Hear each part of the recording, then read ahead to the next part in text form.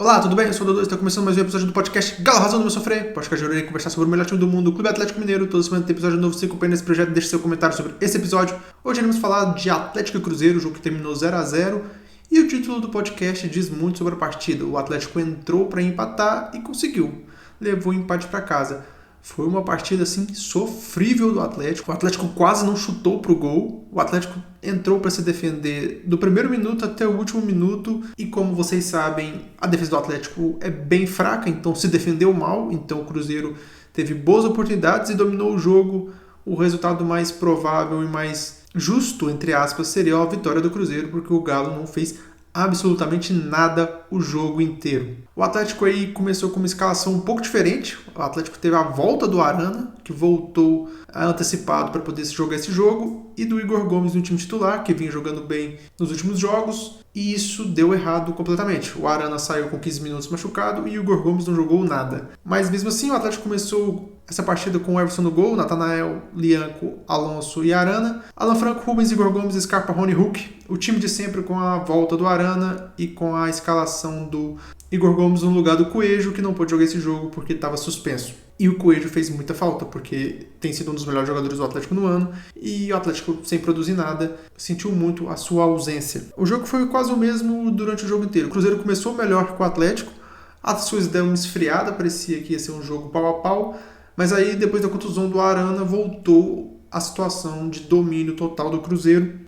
O Gabriel Menino também, voltando antecipado, entrou no lugar do Arana, não fez nada também. E o Cruzeiro dominou o resto do primeiro tempo, teve boas chances de fazer gol. O Atlético só teve uma falta para fazer alguma jogada e foi uma jogada ensaiada horrível do Scarpa, então o Atlético não fez nada mesmo no primeiro tempo. E aí a gente esperava que o Atlético pudesse mudar de postura no segundo tempo, que o Cuca poderia corrigir alguma coisa, mas não. Foi a mesma postura no segundo tempo. O Cruzeiro estava ganhando todas as divididas, por baixo ou por cima. Teve muitos escanteios no jogo, eu fiquei bastante preocupado porque o Cruzeiro estava ganhando de cabeça, estava tendo vantagem nesses lances. E foi essa tônica do jogo, o Cruzeiro em cima, o Atlético se defendendo mal. O Cruzeiro teve muito espaço para conseguir fazer jogadas, só que eles não conseguiram aproveitar, não tiveram um bom aproveitamento na finalização. E desse jogo é só isso, porque o meu podcast é sobre o Atlético. E o Atlético não fez nada no jogo, não tem muito o que comentar. Vai ser o podcast mais rápido aí que eu já gravei, porque não tem nada para se falar do Atlético nesse jogo. A única coisa positiva do Atlético nesse jogo é o Rubens. O Rubens jogou uma barbaridade. O Rubens, assim, é um jogador na defesa, na marcação, muito essencial para esse Atlético. Ele deu a vida hoje. Alguns jogadores também deram a vida, deram a raça, tipo o Rony, tipo o Lianco. Mas o Rony, quando ele joga de ponta esquerda, é um sofrimento. O Rony só serve para jogar de centroavante. Como ponta, ele não faz nada, ele é muito ruim tecnicamente. Ele não consegue produzir nada para o time, ele não consegue dar o desafogo que o time precisava. E do lado direito, o Atlético tinha o Scarpa, que também é um jogador bem fraco, bem limitado, e que não conseguiu produzir nada hoje. O Igor Gomes, como eu falei, também não foi mal. O Hulk também não fez nada. O Hulk realmente não está num grande momento físico, então está sentindo aí esses jogos, não está produzindo muito bem nos últimos jogos, mas é o Hulk, né? Então vira e mexe ele consegue fazer uma assistência ou um gol mesmo sem jogar muito bem. No segundo tempo eu esperava que o Cuca colocasse o Bernat em campo, porque o Bernat consegue dar uma dinâmica um pouco diferente às vezes, mas ele preferiu colocar o Júnior Santos. E, como vocês já sabem, aí o time do Atlético ficou sem talento na ponta direita e sem talento na ponta esquerda. Na ponta esquerda estava o Rony, na ponta direita estava o Júnior Santos.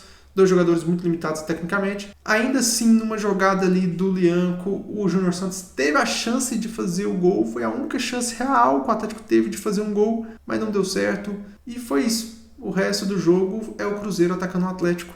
Não tem muito o que se falar. Sinceramente, não entendi por que o Atlético entrou com essa postura tão defensiva e tão sem alternativas, né? O Atlético não tinha absolutamente nada que pudesse fazer a gente sonhar que o Atlético pudesse sair com um gol nesse jogo, né? Nossa expectativa era que surgisse um escanteio, uma falta.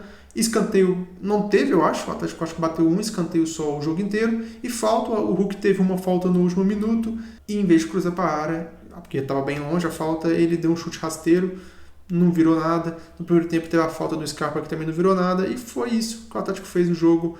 Um jogo bem sofrível, um jogo bem difícil de assistir. Um jogo sem nada de Atlético. A gente entrou para defender e conseguiu. Saímos com um empate. Que coisa boa, hein? Realmente um jogo para se esquecer do Atlético. Quarta-feira o Atlético volta a jogar contra o Maringá pela Copa do Brasil.